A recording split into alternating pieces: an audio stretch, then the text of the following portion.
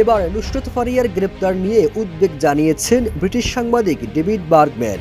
তিনি বলেছেন, অন্তর্বর্তী সরকার এখন নৈতিক ও রাজনৈতিক নির্দেশনায় হিমশিম খাচ্ছে। সাবেক প্রধানমন্ত্রী শেখ হাসিনার চরিত্রে অভিনয় করা নুসরাত ফারিয়ার গ্রেপ্তার গভীর উদ্বেগজনক। তিনি ক্ষোভ প্রকাশ করে বলেন, এটি ন্যায় বিচার নয়, দায়বদ্ধতার পোশাক পরে হাজির হওয়া প্রতিশোধ। এটি আইনের শাসনে বিশ্বাসী যে কোনো মানুষের জন্যই ভয়াবহ সংকেত, তারা যেখানেই অবস্থান করুন না কেন। সামাজিক যোগাযোগ মাধ্যম ফেসবুকে দেওয়া এক পোস্টে ডেভিড বার্গম্যান লিখেছেন, এখন এমন এক পর্যায়ে এসে পৌঁছেছি যেখানে আওয়ামী লীগের সমর্থক হওয়া কিংবা দলের সঙ্গে ঘনিষ্ঠ যোগাযোগ থাকাটাই কাউকে লক্ষ্যবস্তুতে রাখার জন্য যথেষ্ট। বাংলাদেশে এমন ব্যক্তিরা এখন আর নিজেদের নিরাপদ ভাবতে পারছেন না, কারণ ভিত্তিহীন অভিযোগে যে কোনো সময় গ্রেপ্তারের আশঙ্কা বাস্তব হয়ে উঠেছে। ওয়ালটন আবারও মিলিয়নিয়ার অফারে ওয়ালটন ফ্রিজ কিনে আপনিও হয়ে যেতে পারেন মিলিয়নিয়ার।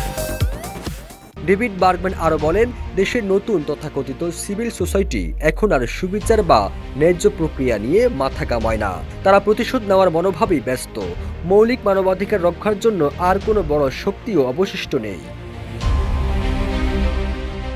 গত 18 মে থাইল্যান্ডে যাওয়ার সময় ইমিগ্রেশন পুলিশ নুসরাত ফারিয়াকে গ্রেপ্তার করে। পরে তাকে মহানগর গোয়েন্দা পুলিশের হেফাজতে নেওয়া হয়। এর আগে 29 এপ্রিল ঢাকার চিফ মেট্রোপলিটন ম্যাজিস্ট্রেট আদালতে এক হত্যা চেষ্টা মামলায় নুসরাত ফারিয়া সহ 17 জন শিল্পীর নাম অন্তর্ভুক্ত করা হয়। মামলার বাদী এনামুল হক শেখ হাসিনা সহ মোট 284 জনের নাম উল্লেখ করে এবং আরও 300 থেকে 400 জন অজ্ঞাতনামা ব্যক্তিকে আসামি করে এজাহার দায়ের করেন। মামলার অভিযোগপত্রে বলা হয়, নুসরাত ফারিয়া ছিলেন ক্ষমতাসীন দলের পক্ষে অভিযানে অর্থায়নকারী অন্যতম ব্যক্তিত্ব।